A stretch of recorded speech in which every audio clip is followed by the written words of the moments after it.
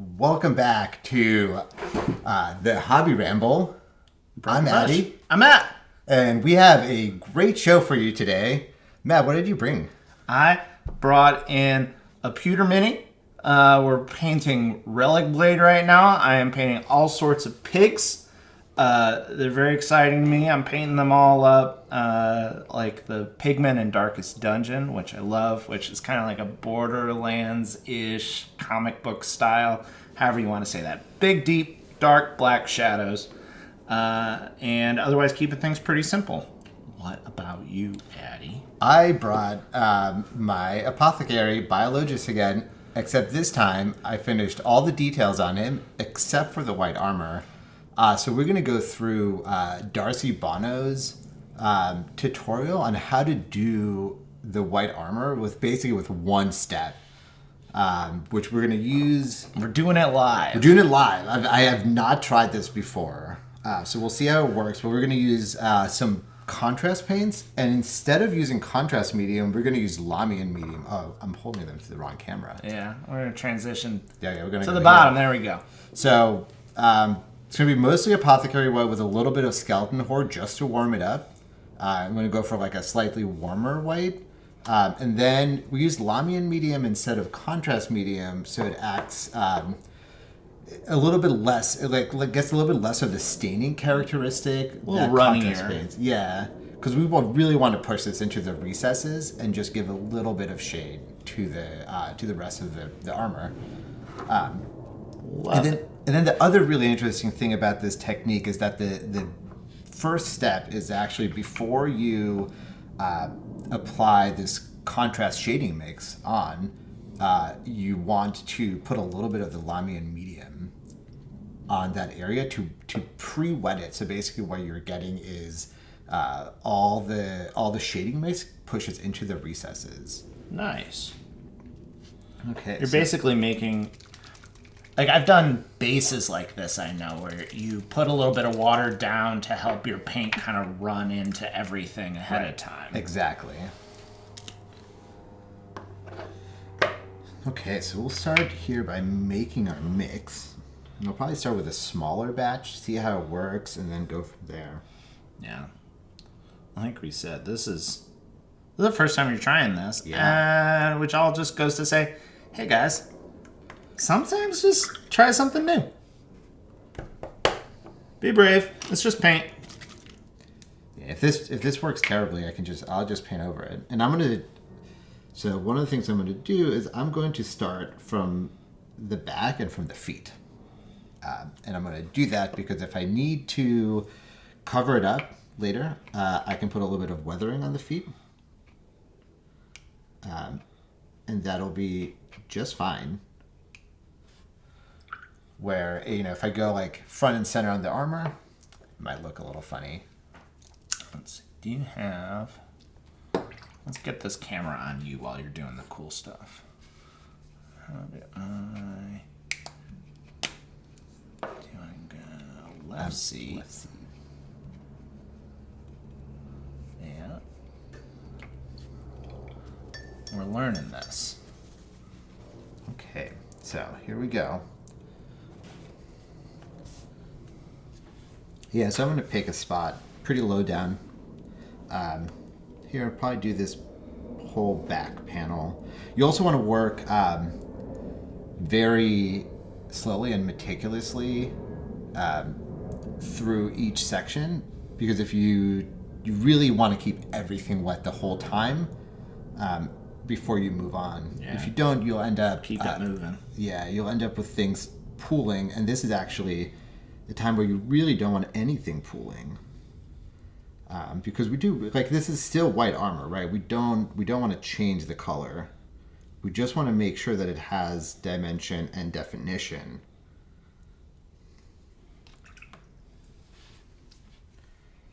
Okay, first spot. Oh yeah, that's really nice. I was kind of doing exactly what you wanted to do. Trying to make sure I'm... Hot dog, those YouTubers know what they're doing sometimes. Yeah, it's really just like wetting it ahead just really, really helps move that paint really just push that around to exactly where I wanted. I think it's a little darker than I want. It's staining a little bit more than I would like to, so I'm just going to drop a little bit more medium in here just to lower the intensity of that and give me a little bit more ability to work with it. Sure. And try to keep my big old hair out of the frame too. It's a powerful mane. Yeah, and then the other thing, I'm going to flip my model upside down. Yeah, you don't win a medal for doing it all right side up. Whatever you got to do to get to the parts you got to reach. Well, I'm doing this also for gravity, because now all the paint is going to fall right into all the recesses we have right here. And you can also go in, just like if you're oil washing, you can just go in, and I'll keep getting my head out of there. Let's see if I sit this way. I think we move the camera a little closer. Yeah. Mm-hmm. Yeah. It's okay. The view of your model looks really good. I'm watching what you're doing over here. Yeah, so we can see. This is actually, I feel like it's better down here. Yeah. But yeah, I mean, this is great. Thanks, Darcy. Thanks, Darcy. If you're interested at the tutorial, there is a link in the description. And I thought it was really well made, really easy to follow. And this technique is awesome. Yeah, I think it's easy to. I mean, I'll be the first to say that I love working with oils and stuff like that. But I think that it's easy sometimes to get caught up with certain techniques, and you can kind of do the same things if you just account for some of the shortcomings of acrylic paints. Like, an oil wash is going to go right in. You're going to be able to clean up, but you're kind of doing the same thing just by taking advantage of some of the properties of having this extra medium and being a little bit fast about how you are moving through and moving with a purpose while you're doing all this. Yeah. Ooh, Ryan, what you baking? And I see Mr. Carvili is baking up a Leviathan dreadnought. What are you putting on it?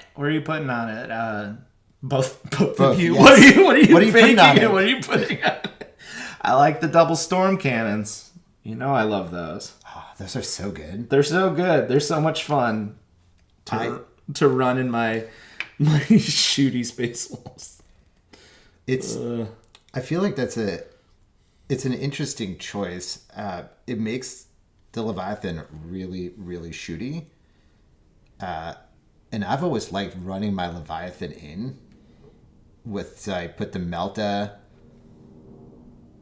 Yeah, just get up in their face. Yeah, and I just run up, and I have the Melta and I have the Claw, so it means that I can run up, I can shoot you really good, and then I can punch you really good. I just be a menace from far away. I have enough melee threats that I don't need to rush in to say hi with my Leviathan. Although I do kind of want to have a second one that I use for punching. Yeah, that's my imaginary Iron Warriors that we'll see if they happen or not. Those have a Leviathan, a melee Leviathan. Nice. There's the Dorito in the back that would just be shooting the whole time. Mm-hmm. And then there's a melee Leviathan that's Cool Ranch or nacho cheese? Cool Ranch. Yeah, I think that's the mathematically correct. I mean, they're both good. Yeah. But we're talking about like a 9 out of 10 and a 10 out of 10. Yeah. Definitely. Ooh, Ryan's making pumpkin chocolate chip cookies. Holy cow, that sounds good. So this is a real question. Is this pumpkin spice season or fresh hop season? I think we keep pumpkin spice alive in our hearts, and any day can be pumpkin spice day. I like that, because fresh hop season is real, and it's happening right now. I don't honestly know what you're saying. I know you don't like IPAs. Oh, is that it? Is that it? Yeah, I'm not an IPA drinker. So this is the season when they harvest the hops, Yeah. and they'll make IPAs with the fresh hops. So right, like IPAs are very hoppy beers. Oh, they yeah, sure. hop So this them. is the freshest, most bitterest of the Yeah, hops. Floral notes abound. and it's really fun because you can have some pretty wild flavors going on. Nice. Yeah, I like fresh hop season. You can do both. You can like make why don't you put some pumpkin spice in your fresh hops? Yeah, pumpkin spice fresh hop IPA coming to a brewery near you. That sounds like Seattle on a in a class, really. There's an audience for it. Oh man, how's that going? It's looking really good. Did that light just jump again? It sounded like it, but Man. it's still. I screwed that light in. Yeah. It's like definitely attached. Before the stream today, we were sitting here setting up, and one of the lights in our studio / Addie's garage / workshop / climbing gym, one of the lights just jumped out of the mount, and we went, huh, all right, well, how much time do we have before the stream starts? Yeah, it was the kind of thing I didn't see it happen. Yeah. I was standing in that corner of the garage, and I was like, it seems darker here than the rest of the garage. And I'm looking, and I look up, and I'm like, huh, it's because this light is unplugged, and it's sitting on the lumber rack. Ghosts. Ghosts, for sure. Yeah, I'm the same, Mr. Carvili. I like a nice roasty malty. Like if it could be a piece of toast but as bread, that's where I like to be. A little sweeter.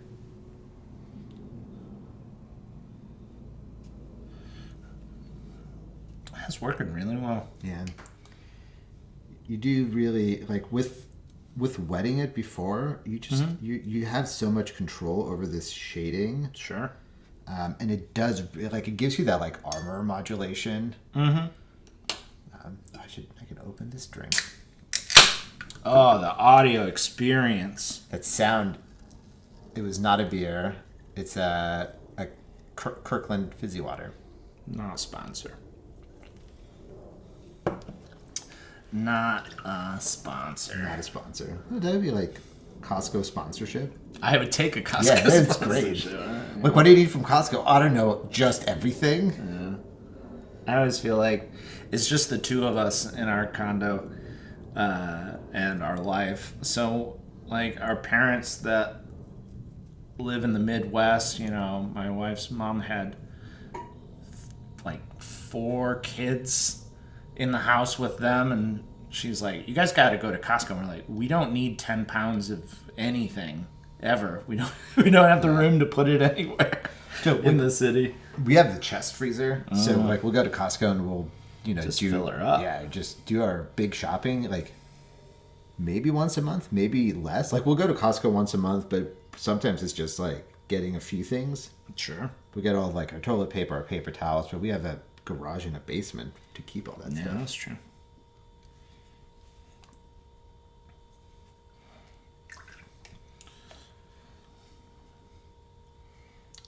Cool. I am super impressed with this process. It is. It's turning out really well. Yeah. I feel like I would just be sitting there trying to figure out, like, do I want to go darker? But like that brings in the sort of brinksmanship that comes into painting sometimes. Like, how far do I go before it's too much? Yeah, and the thing is, because this is a character, like if I was doing, let's say I was painting some white scars up, and I was doing a whole army, I would very quickly figure out what I'm going to do. But here, like, I don't mind going a little too far, because if I do, I'm just going to come back with some white and touch it up. And I'm probably going to do that anyway. Yeah, like I probably skip that step on a army scale, but this is a character. He's definitely going to get a little extra attention. Sure. And he's also the only white model in this whole army. So like you can sacrifice for this guy. yeah. But do probably like a little bit of glazing here right on top of the feet. But I don't know, like painting feet, not the most interesting part of a model usually. Sometimes I get really caught up in painting the feet, and then I'm just I realize I've spent an hour on the foot and I'm kind of bored and need to stop for the night because otherwise I won't have the energy to do the rest of it. Yeah, I mean, Ninjon had a really good video that was like, how do you get out of a painting slump? And I thought that some of the stuff he had in there was just really, like, really thoughtful of like how to approach a painting project where you just need some motivation. And it was pick a model that you can finish in a sitting. And he was like, had all these stuff, and one of them was like, don't paint the boots. You just don't need to. Nobody looks at them. They're like brown leather boots, Rhinox hide. That's it. It does it. That's done. You don't need to put any more paint on that thing, and it'll still look good. No one's gonna notice that it's only one color. And I follow that to an extent with everything that I paint now. And one of the things I do when I'm army painting, which I do a lot of, is I will set a timer for how long I have to highlight each model. I have a hard time skipping edge highlighting altogether, but I can say I'm taking 3 minutes per model, and then I start from the head and I work my way down, and wherever I get to after 3 minutes, then I'm done. Which means I focus on the most important parts first, and then I can keep going.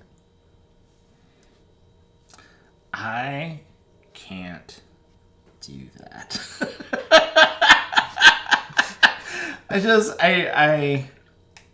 I find I do push myself to like, it's helpful for me to know more what people do pay attention to or what I notice when I'm playing on the table. Yeah. And that helps me to go like, oh, that little smudge over there in the crotch is not a big deal. That doesn't matter. But I am very rarely that production minded, which is why right now I don't have any playable, fully painted 40k armies. Also, the fact that I get to bring like two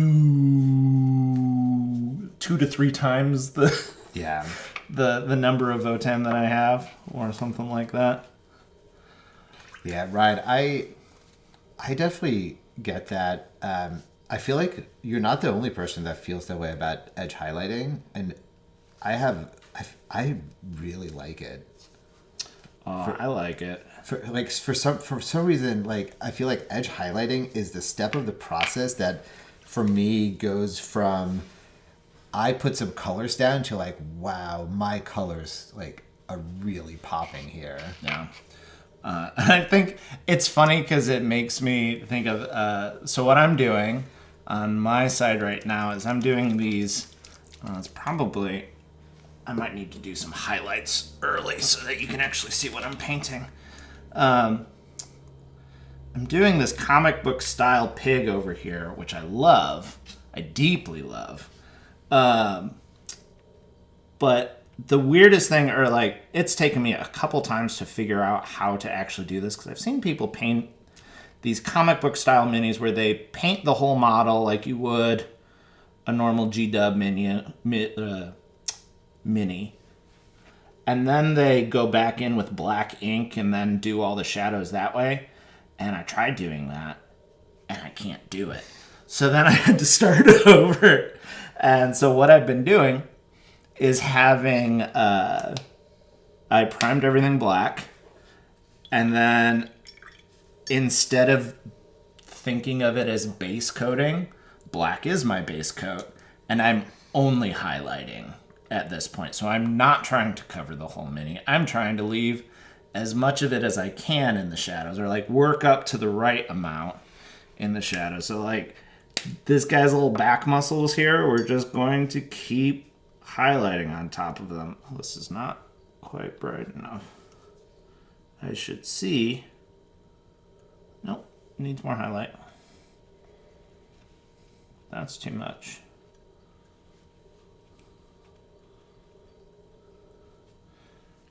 I should be able to see the highlight when I put it on there. That's one of the nice things about when you're going this really high contrast route, is you want to be able to see what you just put down. And this might be okay for a first highlight. You can see I'm just kind of, it's easy for these guys because they're kind of muscle-bound dudes, which is nice and fun. Now I'm just going back and touching all of these little highlights with a little bit more.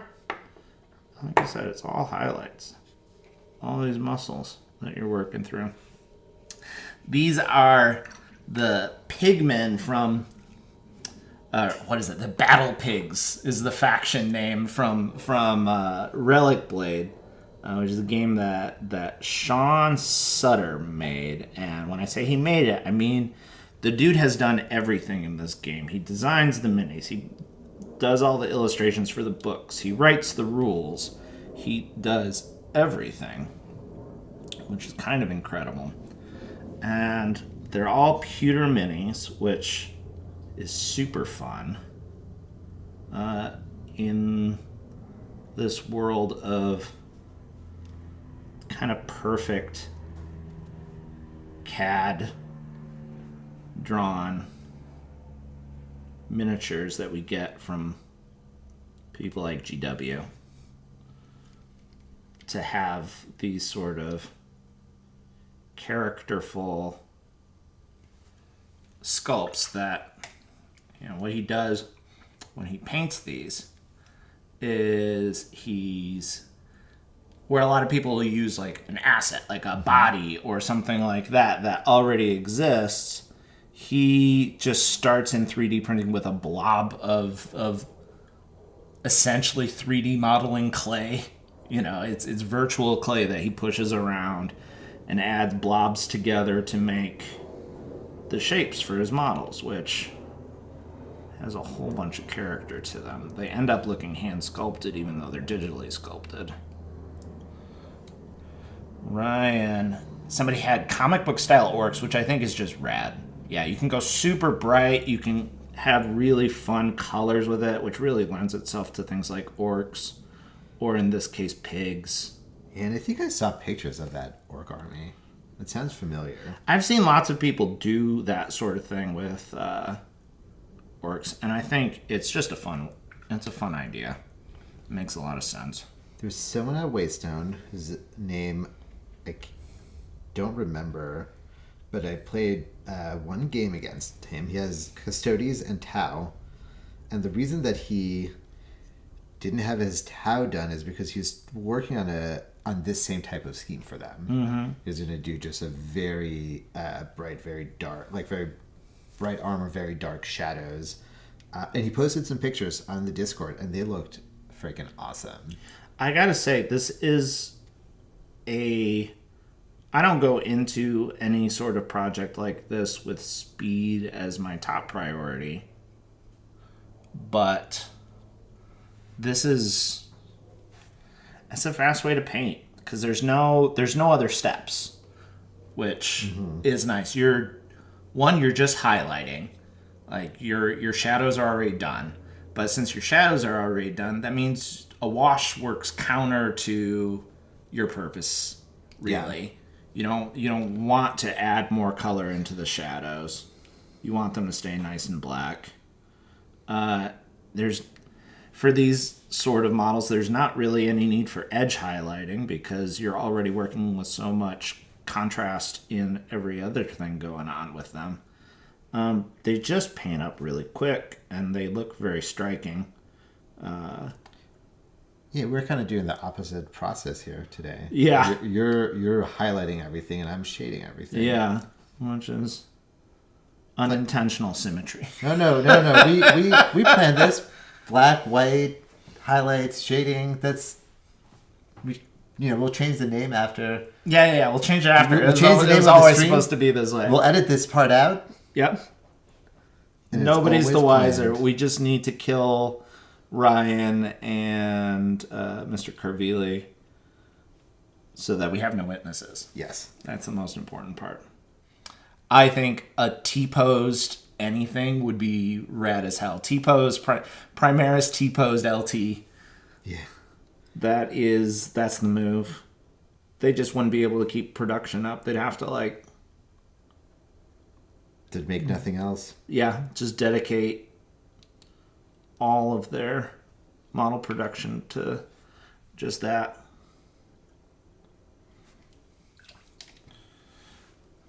But yeah, I've got 3 of these guys done. It seems like it takes me, for like an average guy, maybe a couple hours. Oh, that's nice. You could paint a whole army like that. I could. It's a little bit like hard to batch, which is why I like it for Relic Blade, which is like 5 models, maybe 6. You know, and it's kind of fun because you can, when you're dealing with skirmish stuff, you can spend a little bit more time doing things like, oh, everybody's a little different, but with a style like this to unify them, they all look like they belong together. Yeah. And kind of dealing with the same sort of highlights that we've got for all of them. I have the same like 10 paints that I've been using for all of them. Yeah. I'm excited about a lot of the Sean Sutter stuff. I'm actually more excited about Sludge. I know, you're a sludge boy. Yeah. Which is what is sludge? Sludge is a... Give me the elevator pitch, Adi. Oh god, I need an elevator pitch. Well, I guess we're not on an elevator. We have literally nothing but time. Yeah, we have a whole. You have a captive audience. An hour and 3-minute pitch. Let's go to the. We can do the overlay. Yeah. That's the one. Sludge is it's an ahistorical war game. It is, unlike Relic Blade, which is a skirmish, it is still a full-size game. It's miniature agnostic, so you can just pick whatever you want to paint for it. And the idea that Sean Sutter had is that there are so many historical minis available on the market, and you have so many bits left over from all your Warhammer kits. Sure. What if you just kit bash everything and make it into the units? I like the term an ahistorical. Like, no, this really seriously did not happen. So it's a gunpowder era game based in a world that is definitely like not related to ours. Mm-hmm. But has a very like historical games feel to it. Sure. It is fairly crunchy, but not overly complicated. But it's just very, I think it's more grimdark than Warhammer in a lot of ways. It almost reminds me of the sort of spirit behind something like Turnip 28 or whatever. Very much in the same vein. You look at the models that come out of both of those games, Mm-hmm. they're like, you could basically use them interchangeably.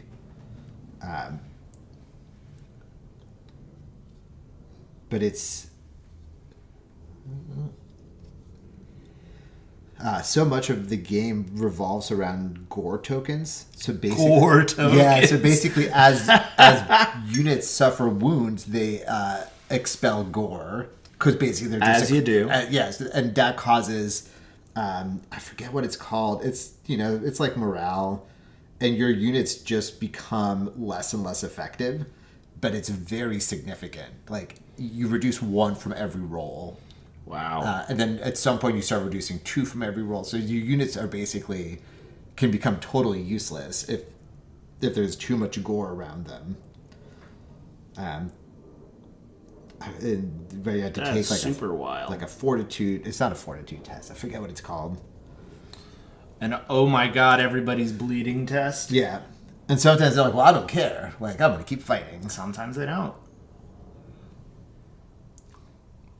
That sounds insane. Yeah, it seems very cool. There are very few people who play it, though.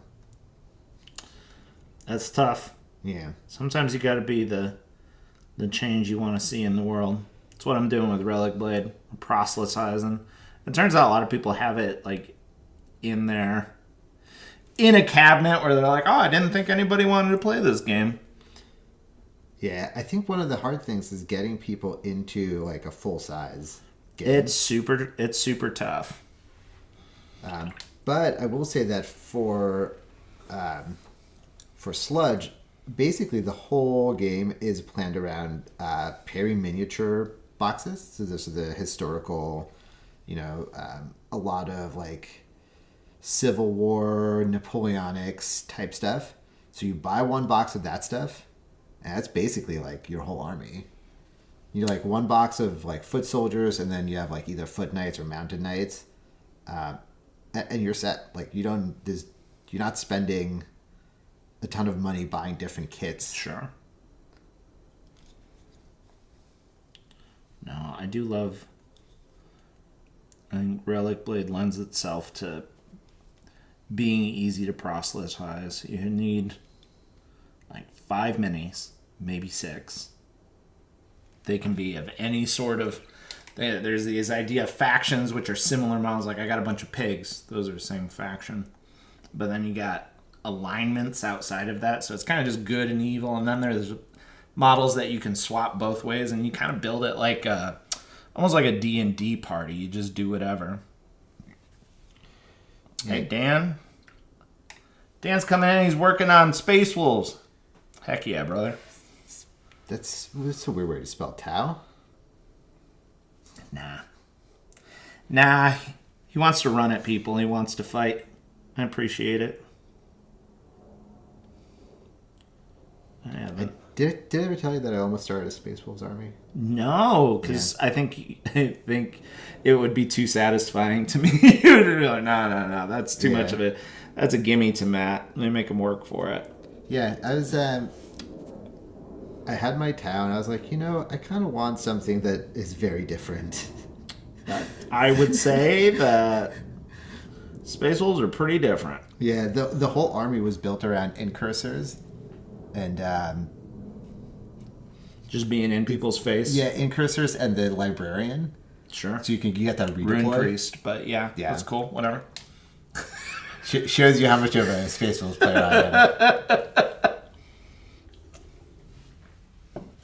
am. And then you deploy really aggressively. If you go first, you get all the turn 1 charges. Sure. And if you go second, you just redeploy everyone, and you're hiding. What is that? Let's see. He's just got a little bit of nip hanging out underneath this leather strap. Yeah. There's a spot I missed. He's got to touch little pieces. What's kind of fun about painting like this is sometimes the less paint you put on, the better it looks. I'm sorry, I'm working with a dark color. It's kind of... We're trying to rush through this part so I can get to my highlights on top of my highlights. I think Stockman Curvili is asking the right question. Is there another way to fight? No. No. This is...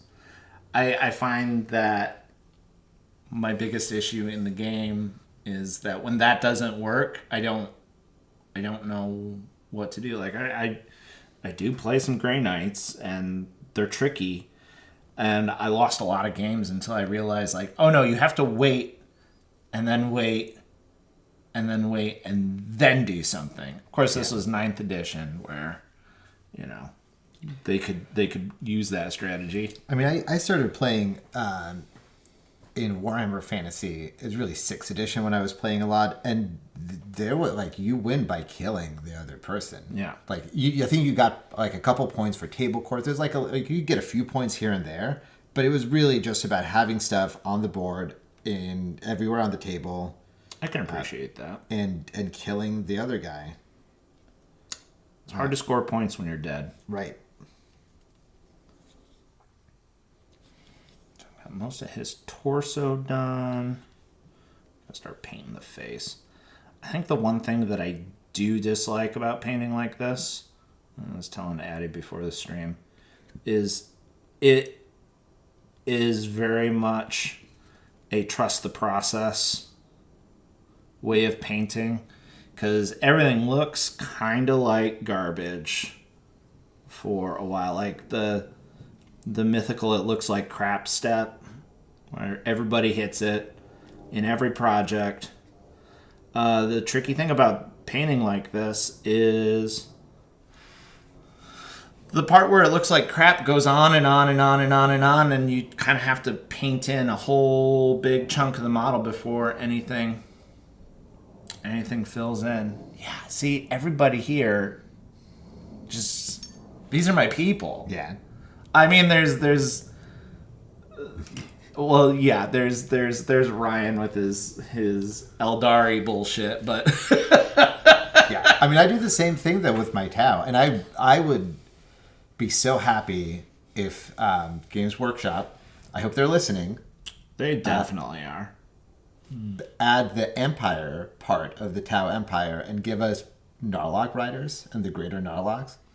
And you're gonna have to explain that lore to me as well. Okay, so the lore behind Kroot, right, is that there's only one type of Kroot that exists, Yeah. and they eat change based on things. what they eat. Yeah. So the Kroot hounds and the Kroot carnivores are actually the same. The snozberries taste like snozberries sort of situation. So some of them ate aliens that kind of looked like dinosaurs, and then they kind of became kind of like dinosaurs. And they are super cool. They're really good in melee. There are only Forge World models for them, and they got Are legends. those like the big tanky? They're not the ones that kind of look like gorillas. It's not those. They're even bigger. They kind of look like little T-Rexes. Mm-hmm. And they were pretty decent in melee, and they were like, I mean, they were good. And they got legends. I like the verb. Legends, right? It has a Z in it.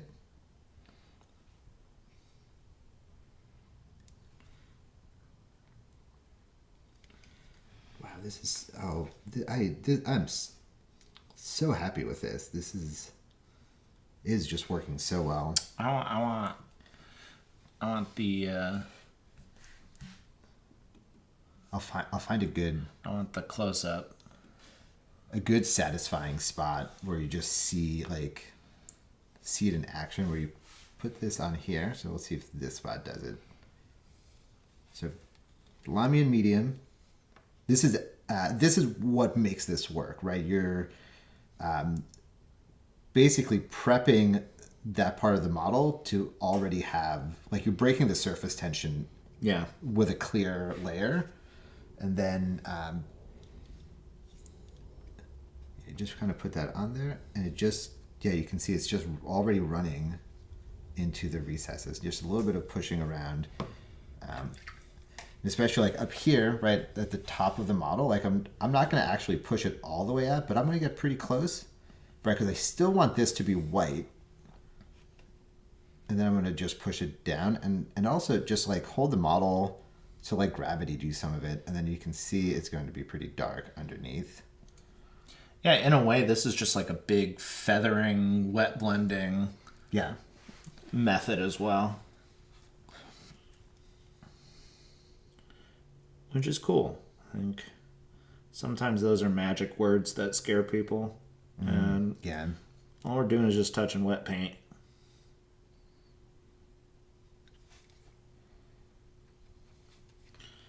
My brown's splitting. I gotta say, I love Vallejo brown. Just Vallejo model color brown. Oh, it's so good. It's nice and warm.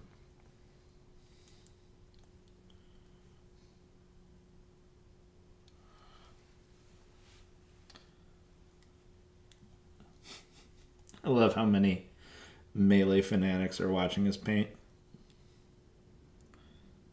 This is the way. Yeah, I think I told you this, but I was seriously considering picking up World Eaters with the release. I'm a little surprised you didn't still at this point. So the reason I didn't is the model range is so limited. Sure. And I just didn't want to have another army that I was like, okay, I have 5 kits. I really wasn't that interested in Angron. I just wanted Berserkers. And I wanted Berserkers, and I wanted the 8-bound, and I wanted Red Butchers that don't exist. And it just felt like, and I think this goes a little bit beyond just that release, but I think there's just been a trend now, and we can see that a lot in 10th with armies getting really big. Yeah. Every army is just really big. There's so many models in it, and if it's let's say Space Marines, like I don't think Space Marines should be a horde army, but if a Space Marine army gets big, well, it's kind of okay. You have a lot of kits to pick from. You can have a lot of variety. Sure. But if Thousand Suns have to start getting really big, like you're spending decades painting that trim. Legends say they're still working on it. Oh, I mean, I am deep in trim land still with my Thousand Suns. I have deep in the trim tank. Yeah, and so one of the things that happened with the change in 10th to squad sizes is that I have built 12 rubrics with bolters and 8 with flamers, which means that I have 3 rubrics with flamers and 2 with bolters that just don't make sense in any unit. Sure. So now I have to open another box of rubrics that's sitting on the shelf and build up more models. At least it's sitting on the shelf. Yeah. Ryan, don't be spooked by wet blending. You can do it, bud. All you have to do is just move a little faster than you think. Yeah. This is something that we've talked about doing on the stream, where we'll do stuff that's a little more targeted to at specific things, especially like wet blending, because I think that it's a technique that has right. And we've talked about this, about intimidating people, that is like so much easier than you think once you've gotten the hang of it, and it's so fast. Like you get effects that are really, really fast and look really good, and it doesn't have to be scary. No, not one bit. I was thinking about and I haven't even told you this yet, but I thought it would be fun that if we have let's say we do a wet blending episode, we can kind of have a materials list posted ahead of time. Sure. So folks that want to follow along can have just kind of, what we're working with, and, you can kind of do it we can do something like on any model, and we can say, like, if you have a sword. Yeah. So pick a model with a sword and, get a dark blue and a light blue, or any dark color and light color in the same family, and then we'll just do a gradient, like something like that. Yeah. I think, I don't know, I was watching the Painting Phase episode with Shugs on it today. Shugs, I don't know. I always call her Suggs. She was talking about teaching kids how to paint, because she did a painting workshop for kids, and she's like, I'm dealing with like 5-year-olds there, and how do you, because I'm not gonna go in there and teach a 5-year-old base coat, highlight, wash, edge highlight. Like that isn't for them. They're gonna finish it, look at whatever they did, compare it to whatever example material we have, and they're not gonna be happy with it. They're gonna feel bad. And I'm not gonna teach them how to hold a brush. So all I did was I called the class Storytelling with Color. And instead I gave them this model and said, think about where this goblin lives, what they eat, think about them, and then just go with that. This is a lava goblin, so he's got red and yellow. And I didn't tell them, you need to hold the paint like this, or you need to use this paint, or, don't mix the paints. You just kind of have to be willing to sacrifice a brush and just kind of let them go with it. And if you don't tell them the rules sometimes, people will do things that are intuitive, and we'll start mixing wet red and yellow on a model, and we'll get that lava gradient that they're looking for, with where they get those bright oranges and yellows. Yeah, and sometimes things that might not be intuitive to you, but are actually, they'll figure out better ways to do it, dare I say, than are tried and true. Well, and I think base coat wash highlight. I think as a conversation that my wife and I have from time to time, where we kind of ruin, like, it's necessary to do with some kids, but like, you kind of, by teaching a kid that leaves are green, then when they see a tree, they go, well, what color are the leaves on the tree? They go, well, the leaves on the tree are green. I have been taught that leaves on a tree are green.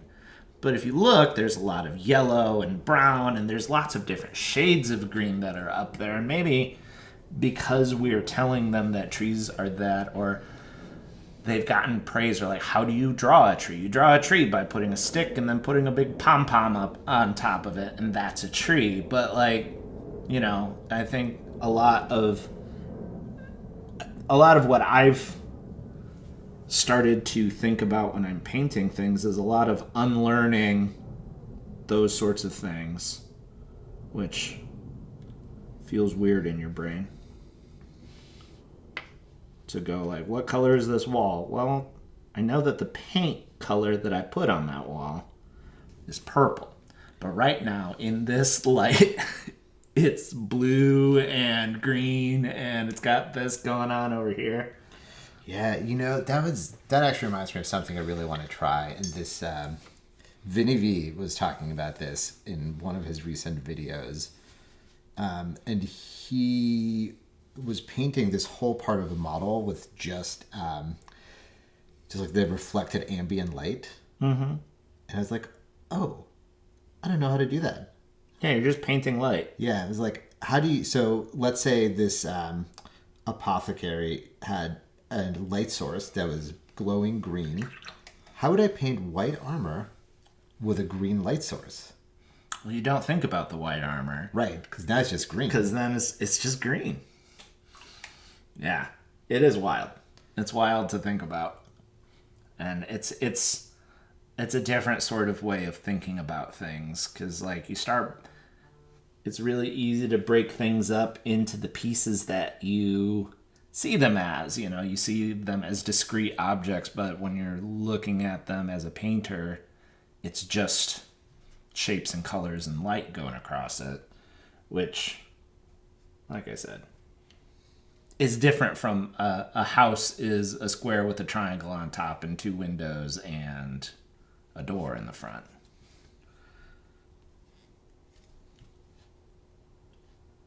That's Matt's soapbox for the day.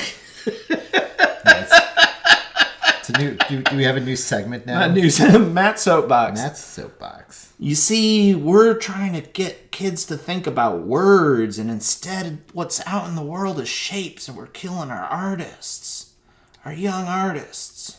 This is, when I was learning how to draw, getting formal training in drawing, you look at your reference photo, right? You almost always work from either from a reference photo in class or you have a live model. And what you're looking for is you're not looking at them or it or whatever you're drawing. You're looking at the shapes the light makes on it. And you can basically break everything down to circles, squares, and triangles. Mm-hmm. And then you build your sketch that way. And then you improve it and keep refining it to get all the detail in it to make it into a drawing from a sketch. Mm-hmm.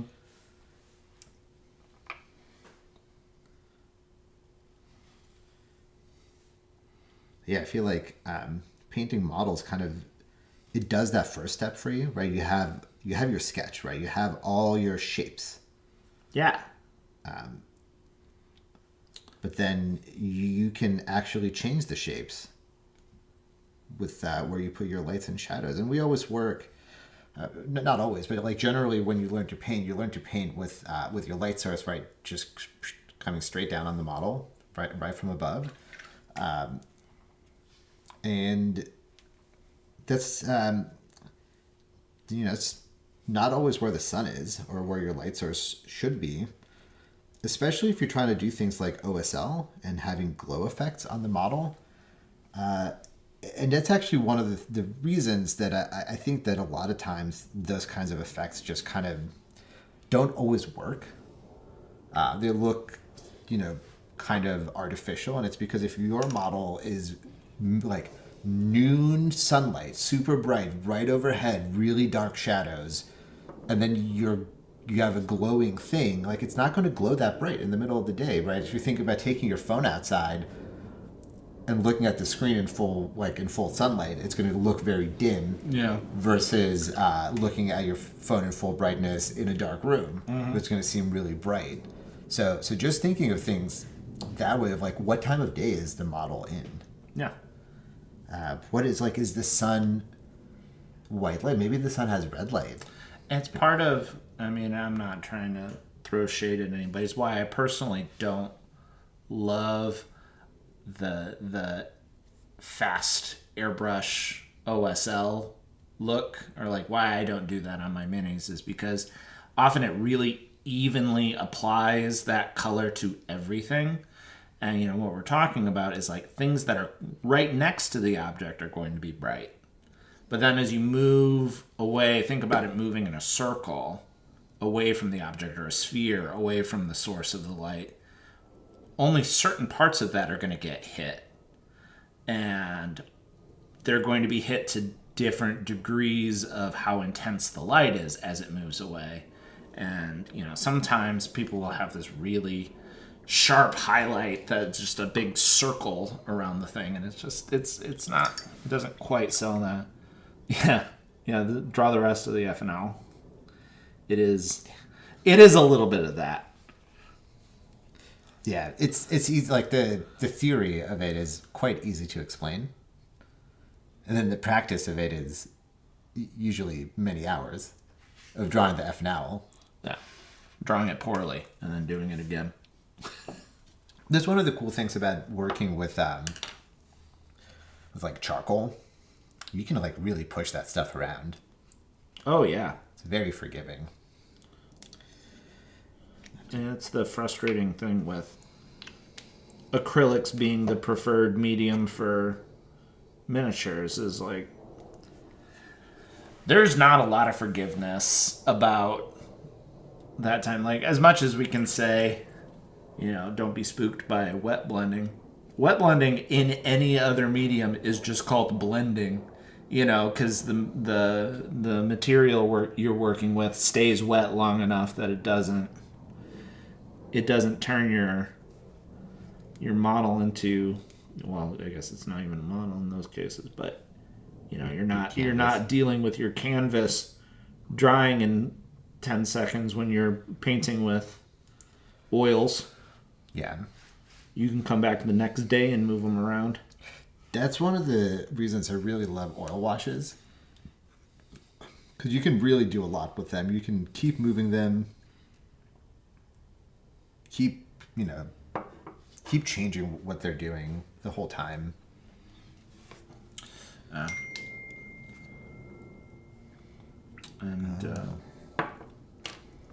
What was it?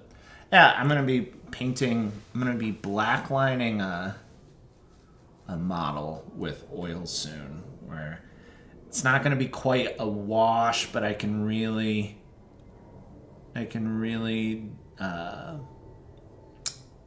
slow down the process, or I can really thin down the oil paints without quite getting to an oil wash consistency, and then I can put it where I want, and I can rub away the rest and just keep going with it. You can kind of play with it, pull out the extra that you don't want, put back the stuff that you do want. You just keep futzing with it, which, I mean, you can do it with layers in your acrylic paints, but sometimes using a different tool is the right option in most things in life. Sometimes you gotta find the right tool. It'll make your life easier. I'm always painting right behind the overlay. Yeah, we can move. I think there's a better spot for the overlay in our life. Yeah. Is right here. See? I think that's it. Right, it's kind of right. Oh yeah, we can cover up the computer. Ah, look at this. Look at this new overlay. Here we go. Whoa, 300 milliseconds later, the transition happens. We have ultimate cosmic power. What does everyone think of the overlay? Are we fans of the overlay? I like seeing people's faces. Yeah, what I want, and this actually has to do with the fact that we don't have a good front camera yet. We're still using the laptop webcam. Shh, don't break the magic. We're using a super high-end, very high-end. Specialized Fancy, optical fancy. capture device. Integrated optical capture device. Yes, integrated. Oh, it's so integrated. That, when we have a separate camera, The magic. we can have it set up a little bit higher in front of us and pointing down so we see both the table and us. Yeah, that would be pretty nice. And then that's actually instead of the overhead with an overlay, we just have the front view. Yeah. And the front view, and you can see the models being painted, that's all the fun, right? That's all the fun. Now I'm going to be solo streaming while Adi's out of town the next couple times. And I've been testing out my setup at home. And I'm a little bummed that I won't have my face in there, but also the setup is much easier if I don't try and put my face in there. And you can actually see everything. Yeah, that's kind of what I'm thinking, Dan. Like, if we were just sitting here quietly painting, then that's fine. You don't need to see our face. But we're talking the whole time. And 64K. Wow. Yeah. You can't even capture the bit rate. Yeah, it's a 64 kilogram.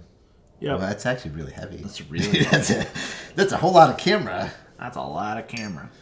130 pounds, something like that.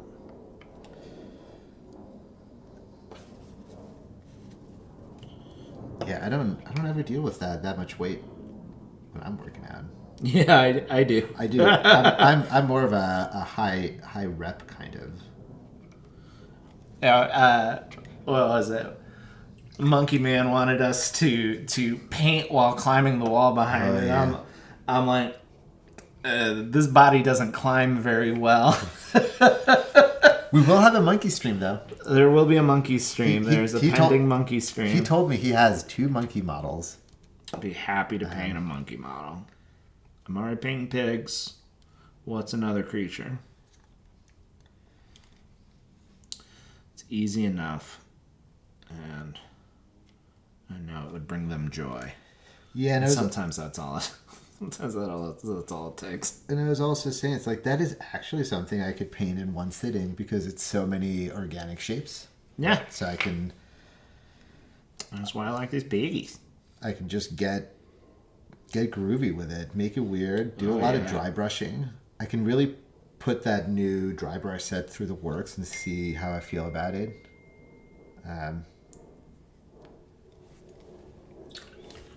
Due to computer issues. Oh no, 360p. Are you really in 360p, Isaac? That's rough.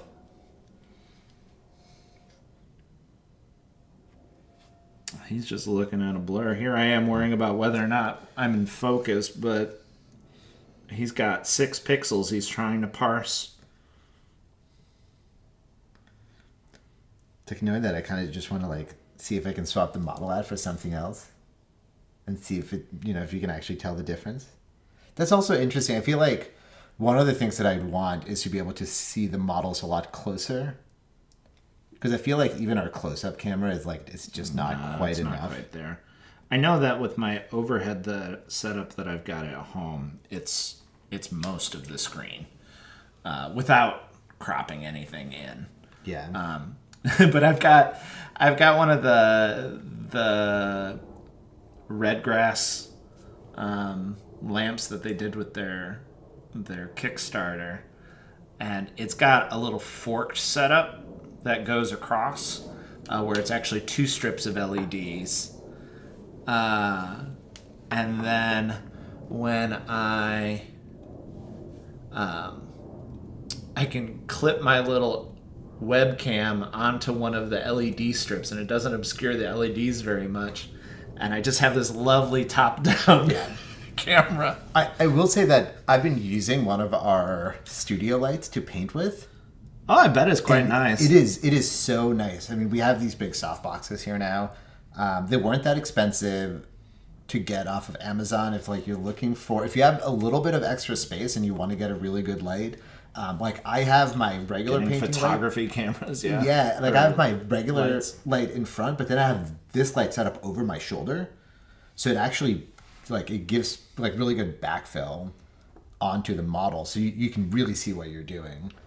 And this is actually like my dream setup that we'll have, is to have these lights behind us.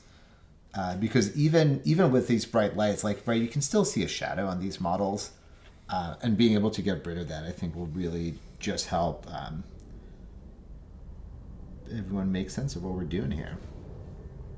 Because we want them to see all of our wonderful details we're putting on here. I'm just going through. This will be round 3 of highlights on these boys. And you can see I'm just kind of doing little scratches at this point, because I've done most of the highlighting that I need to do. And now it's a lot about just feeling out how much more needs to be highlighted. And that's the stuff that just kind of comes with time. How big should the highlights be? Sometimes I overdo it. I have a tendency to overdo my highlights. Or underdo them, and then I'm terrified. But it's got to be a big enough jump, and it's got to be put in the right place. And if you do that, you don't need to blend. Yeah, there's it's so interesting what your eyes do, right? They like you don't need to have perfect blends to have something that looks like a perfect blend. Because your eye, like, right, our eyes make sense of the colors together. Yeah. I mean, that's this whole model in general. Like, there's no blending. And yeah, I'm trying to get kind of a scratchy look out of it. But turns out it's not too bad to figure out. Just gotta add a hint of butt to this guy with his meaty hamstrings. You can't have a pork without hamstrings. Oh, is that why they call them hamstrings? That's what we're saying. This guy lifts. And he's far from my most muscular pig. I'll have to get the other pigs out here. Show them off in real time. Matt was worried I would run out of things to paint today, so I did. Are you still working on your white? I'm still working on my white, but it's taking your time. Yeah, it's going really well. I think this technique really does require patience. It's not hard, and it's not slow, right? It's very, I mean, I would say you can be kind of sloppy with it, because this shade wash that you're making is so light. Sure. That, if you tap it on anything, you probably won't see it. It's probably too light to really notice. And if you do, like, it's so light, you can just go right over it, and it's going to cover real nice. Yeah, I did kind of realize I'm painting brown on black, and you're painting White on white. white on white, This is captivating content. We planned this. We planned it. This was we did. We talked about it ahead of time and everything. Yeah. We're serious content creators. Really thinking about what we're doing. We're what you call professionals. Not these kinds of not painting professionals. No, we have have professional day jobs. People pay us for things, which is also kind of impressive and silly feeling. Do they know I'm painting pigs on the weekends? I mean, my coworkers know. Well, they don't know I'm painting pigs, but that's because I'm not painting pigs right now. I like that you left the right now in that statement. Yeah. I didn't promise that I won't later. They're very fun. They look fun. There's something to be said for like pewter models and the way that you can't get infinite detail out of them. Like,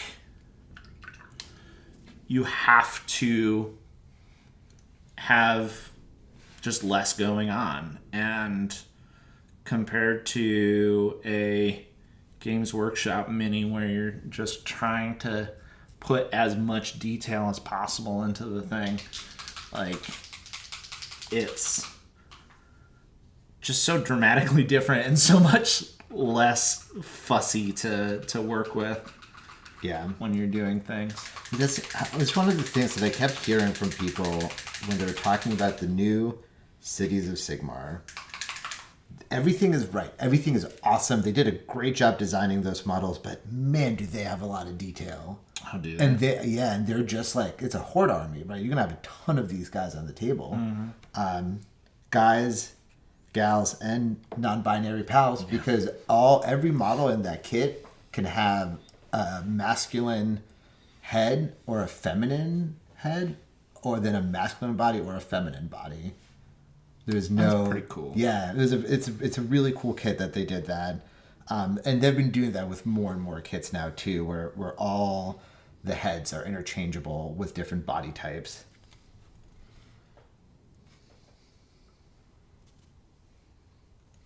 Moving on to do some red, and I love Proacryl's burnt red. It covers over black, which is wild and doesn't make any sense to me. It must have a lot of iron oxide in it. It must be that for a good chunk of the pigment. But it's still a pretty, I don't know, red. Like, oh, that's very. It's like over black. It kind of looks like Mephiston red. Yeah, it covers pretty well. I'll want to put 2 on here, but that's because this is kind of my bright color in this I guess not army, but warband. Just keep things kind of scratchy as I'm doing this. I'm leaving some parts blank. Putting in some obvious brush strokes. I break all the rules with this, which is kind of fun. Generally, if you think about the black that you're leaving behind as your shadow color, then you can kind of just work everywhere else and leave black where you want there to be shadow. It's kind of like cross-hatching for shading. Oh yeah, that looks so cool. I've been wanting to try that on something and just like haven't really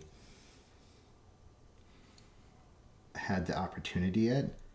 I might do that. I have a 30K Magnus that's just waiting to be painted. He's just waiting for it. Well, he's waiting to be built, actually.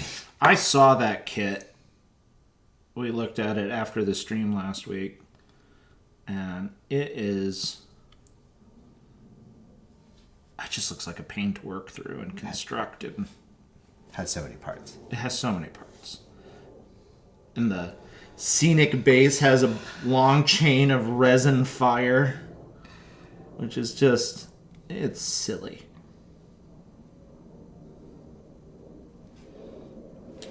So I think this is going to be good to do for this little belly armor. I like that he has belly armor. And kind of this little power belly going on. I'm glad everyone's enjoying the stream. Thanks Titans and Satraman. We like doing this. We like hanging out with all of you, and we like that you like hanging out with us. So far. Gotta leave myself a little wiggle room. Oh yeah, Miss Satraman Carvili got Mr. Heresy himself. It's very exciting. It's gotta be overwhelming. Yeah. It kind of is. When you get your Primarch in the mail, and you're just like, all right, I gotta do this now, huh? Yeah, I really like, I think I said this last week. I like painting infantry, just like all the regular schmoes. Because, you know, when you're painting them, you know there's always the next one. You can try something on one of them, and you're like, whoa, that looks real bad. And then you just learn something for your next guy. And then, this is exciting. We have the building. We have the building. Waystone Wargaming Speakeasy. It's talking to us. The anthropomorphized speakeasy itself. Look at that. For the future, like record keeping when it's not just our friends watching us. Yeah. The Waystone Wargaming Speakeasy in Seattle, Washington is our home club, and is maybe the best place to go in and play some Warhammer or hang out or have a drink or talk to other nerds.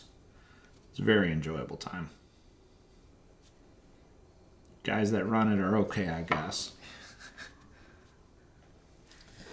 Oh yeah, they had an RTT yesterday. Oh yeah? Yesterday? No, it was Saturday. It was Saturday. Oof. It lives! The club lives! Yeah, like now that it's sentient, what does the club think as a building? That's right. What does a building want? What are the deepest desires and hopes and dreams of a building? There are enough philosophy degrees in Waystone that we might actually find an answer to that. Yeah, do you think, does the building like inherit the degrees of the people in it at any one time? That's one smart building. One smart building with very few job prospects.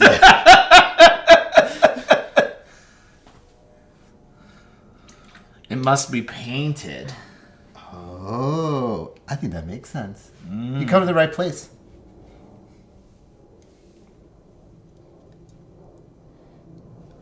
Should we bring some paint rollers and that I saw this really funny short on YouTube, and it was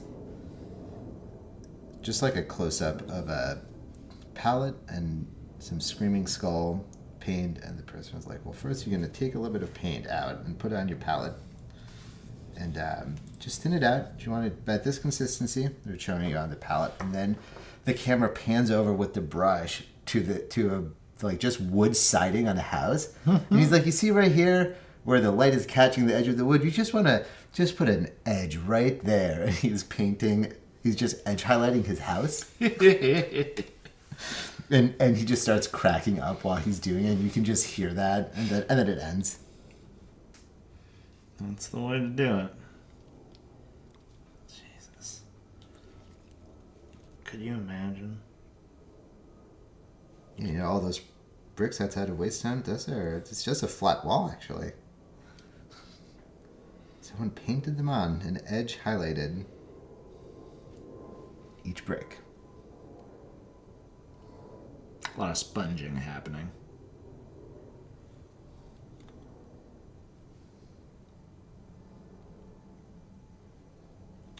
Yes, I've made brick walls for theater, which is exactly how you make them. Mm-hmm. We had that. The house I had growing up, there was a fake fireplace with a fake mantle around it that was cardboard sponged to look like it was maybe marble. I don't know. It's a really classy place. I grew up.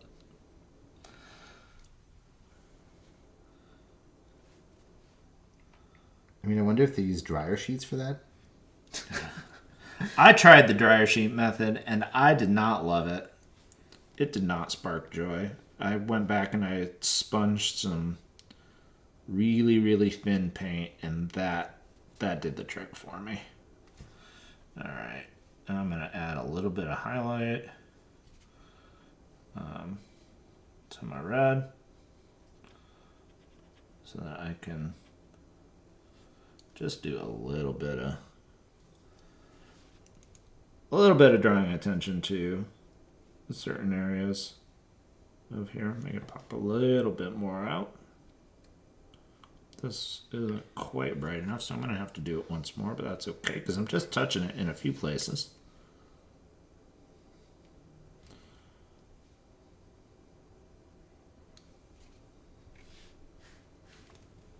Things move fast when you're highlighting a really sketchy model. Just kind of touching a few places.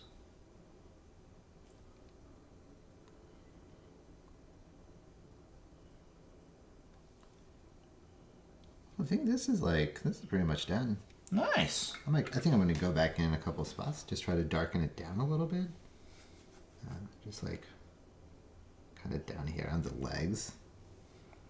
So now I'm going in without adding any medium beforehand, mostly because I do really just want this to stay where I put it. Hold your breath.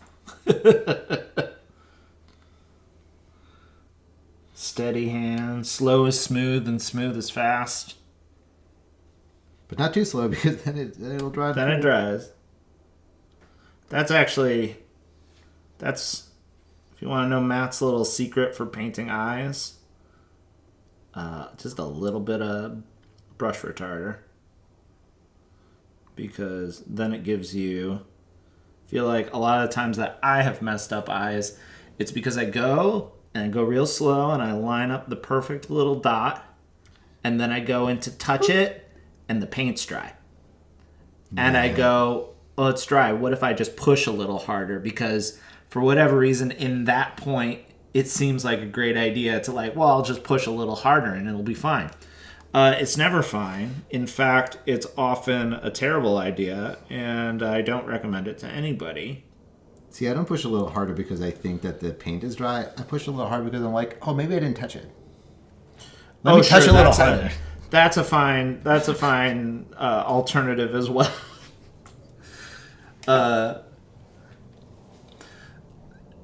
If you have a little bit of brush retarder or a little bit of paint retarder that you mix in with your water when you pick up your eyeball colors, your off-white and whatever you're dotting with, then it just gives you the time to actually line that up and touch it while the paint is still wet. And it's amazing. If you don't have any brand retarder, you can just use flow improver. Sure. That slows things down. Yeah. And also, flow improver helps it come off the brush a little bit. Oh, I didn't even think of that. Yeah. Learning new things. Always learning new things. What color should I do this guy's hair? Like a charcoaly gray? What are the other ones? There's a couple that are a gray color, and I like that for some of them. Some of them are brown. I don't think a blonde would make much sense. I think I could see it as being like a lighter brown, as in lighter than the skin. Yeah. Just thinking of I feel like hogs are their skin I wonder, like, are their bellies lighter or darker than their fur? Generally, the bellies are lighter. Generally, bellies are lighter. That's just general across everything. It's because you want to rub them. Yes, that's why. I think it's all because there were a lot of evolutionary pressures early on when we were all aquatic to have the bottom of us be lighter, so when you looked up and had the sunlight above us, you blended in a little bit more, and when you were below something, you were darker. And I think that's just been consistent as other species have grown. Oh man, I could go on about this for This is interesting. I like this. Yeah, so they see it and everything. I was watching a video about a dinosaur fossil they found where it was really, really well preserved. It comes out of a region in China where there was a volcano that kind of Pompeii'd all of the dinosaurs that died. That's where you're seeing some that come out with like skin and tissue still kind of intact. Anyway, they have this lovely fossil that they've started to reconstruct, and part of it they can figure out the color based on the melanocytes, the cells that give color to the skin that were left in there, and the shape of them and the color, the pigments that those create. And they were able to look at the fossil that was there, and based on how the pigment changed from top to bottom as it went from dark to light, they're able to compare the way that lined up on its body, because animals that live in brighter sunlight in more open environments like a savanna have a higher up belly line of where the lighter color starts. Whereas animals that live in more shaded, closed environments have that start much lower on the body. And they were able to look at this fossil, and by the distribution of color on the scales that were left in this volcanic encasement of a living thing, they were able to figure out, it lived in like a really dense forest because it was getting a lot of shade and only had a little strip of belly. Huh. That's interesting. Yes, Felicia. Yeah, I can send you the video. It's super, super cool. There's like papers written on the butthole of this dinosaur that they found. They found the cloaca, and they were looking at the shape of cloaca and comparing it to birds, or is it closer to like a crocodile, or like, it's wild. Totally wild, amazing stuff. I'm really into dinosaurs. I was as a kid, and then I'm like, well, why don't I kind of learned everything that was out there as a kid, and then I'm like, wait, it's like 30 years later now, or like 25 years later than when I was reading all of this as a kid. And I was like, oh man, I can do this again. I could read all the new stuff that's happened since. Yeah, like feathers? Yeah. That was still, like, when we were kids, or when I was a kid, it was like, they might even have feathers. And now we're like, oh no, there are a lot of feathers out there. Yeah. Oh man. All right, I gotta do some leather. I got all wrapped up in dinosaurs. Yeah. Thanks, Waystone. Yeah, this is now a hobby and dinosaur stream. I don't care. You're all signing up to listen to me talk about stuff. Seraphon Wen, I would love to paint dinosaurs. I just can't have a million things. We can paint Sarah. Do you want to paint the big dinosaurs? I want to paint everything except the big dinosaurs. You want to paint everything except for the big dinosaurs? I do want to do like the dinosaurs riding the dinosaurs. Oh, both the like chickeny ones and those are cool. And the big raptors, because we can do a Vanguard, because the new Vanguard box has Croxagors, which I would love to paint. Croxagors are fun. Super cool. You can do a big pink belly with like a blue turquoise Scales. It has Saurus, and it has the big like T-Rex. The Saurus warrior riding the T-Rex. Yeah, okay. Someone's going to correct me with the actual name. That's okay. That's why the internet's here. Yeah. To tell us how we're wrong. Alright, now I'm just doing some leather stuff because I can't make up my mind about hair color for this guy. Yeah, we got about belly colors, and I got way sidetracked. Cool. I mean, I think I'm basically done with this guy. I'm going to make this a little darker right in there. I'm wandering off the screen. Yeah. Want to know the hardest thing about streaming people painting models? Just wandering off the screen.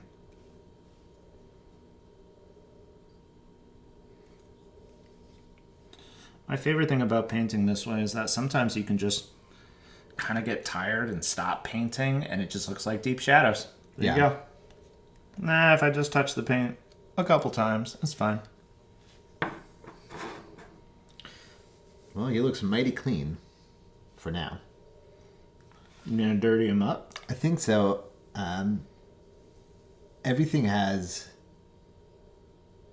a bit of weathering on it, especially I got these third-party transfers because you can't get Crimson Fist anymore. What a shame. So they're a little bit thicker. They're a silkscreen transfer, which is very nice because you get very clean.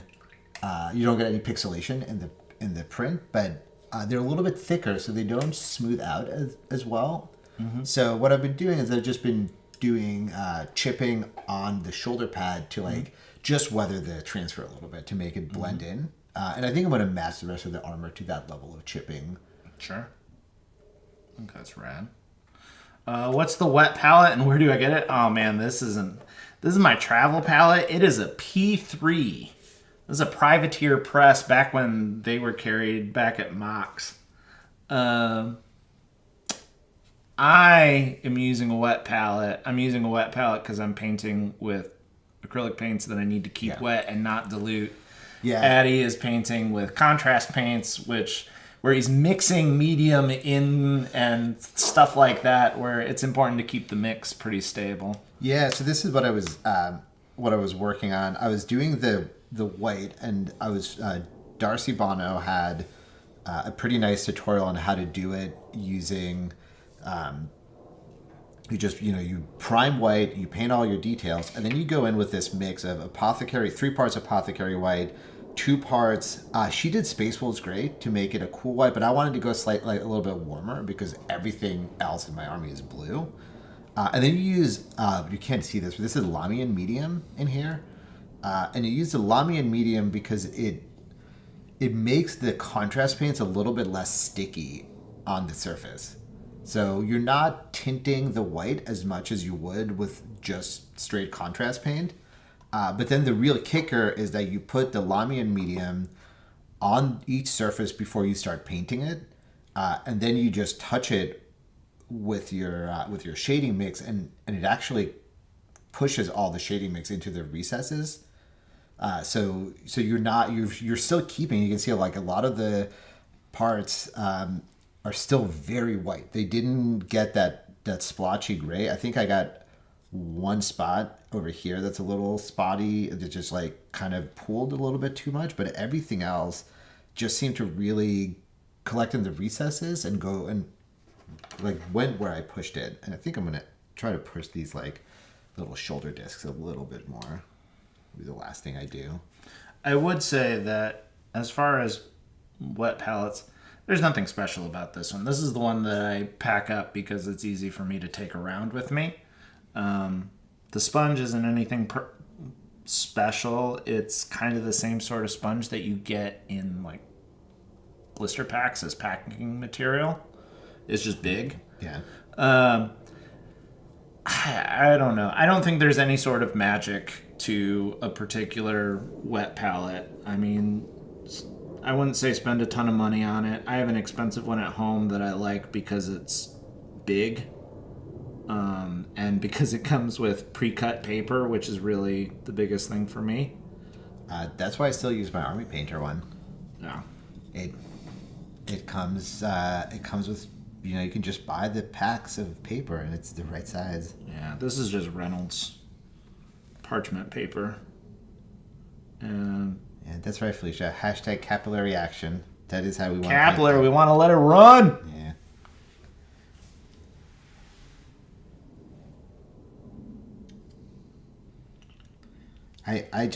I get so excited when I'm doing enamel washes and oil paints over gloss, where So you just watch it run. I just touch it and it goes.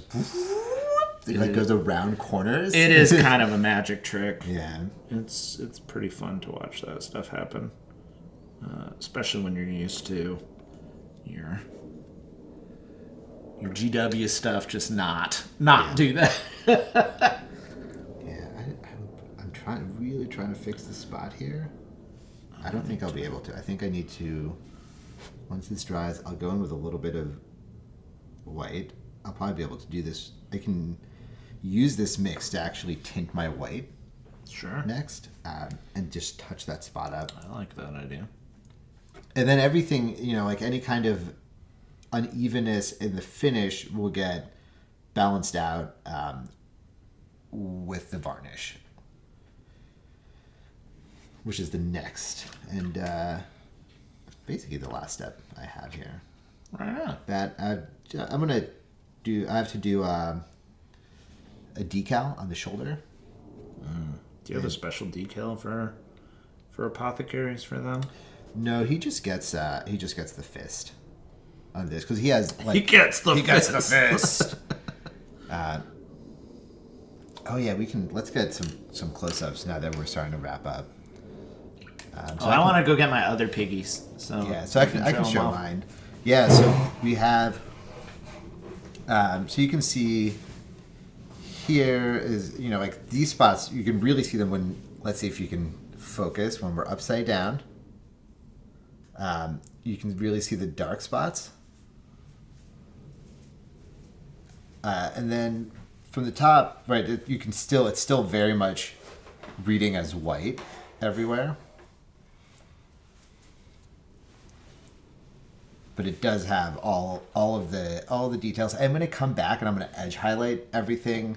Well, not everything, but especially like the head and the top half of the model to just get all those details to keep popping and really have that crisp looking white before I come back and dirty it up. Mm-hmm.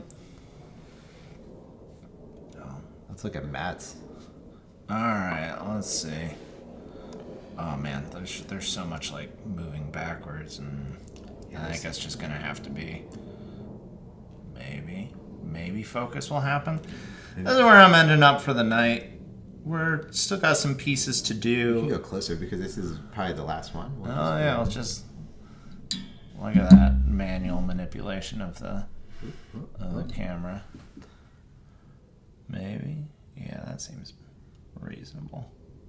It's hard to see with what's going on because we still got a lot of black shown. But as we work on the other ones, here are some other piggies that I've been working on where we've got this guy who's kind of got this blue-gray going on. He's got a big old muscle sword, everything like that. I got this guy, which I love, that has this little piggy banner going on and all of that.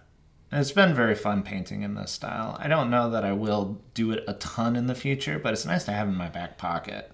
I really like the non-metallic metal on these. In this style, which is like very clearly like it's not trying to look shiny. It's not trying to, but like if you made it look shiny, it would look so wild.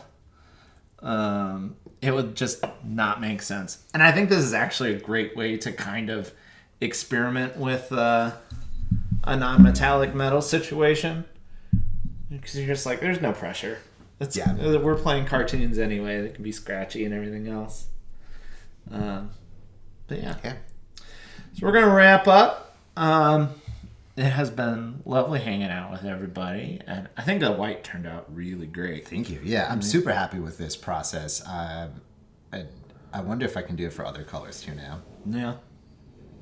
This is definitely going to be my go-to For characters. For characters, for white in general. Like it is actually like it's working so well, and it's not any slower. Like my process for white before has been white, and then I'll either do like a wash or do like an apothecary white layer over it. But then I go back and I like touch up all the white. Like I fill in, because it gets so splotchy that it just doesn't look good until you clean it up. So. Makes sense. Anyways, thanks for hanging out, everyone. I think I'm going to be solo next week, but probably about the same time, and maybe a little extra during the week if I'm feeling squirrely. Otherwise, have a good one. Later, guys. Have a good one. Hobby on.